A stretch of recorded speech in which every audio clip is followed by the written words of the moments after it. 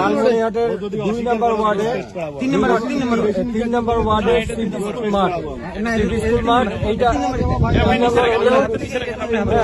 City school মাঠে আমরা খবর পাইছিলাম যে এখানে মাদকসেবী 5 জন মাদকসেবী তারা মাদক সেবন করতেছে।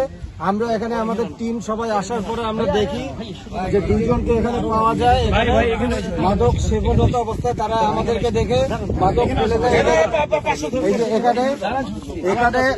এই যে এখানে ট্যাবলেট পাওয়া গেছে এবং চামচ এবং গ্যাস লাইট এবং হিরোইন খাওয়ার যে কি বলে পাইপ এটা পাওয়া গেছে। এই যে তারা 2 জন এই যে মাদক সেবীরা এইখানে এসে তারা মাদক সেবন করতেছিল।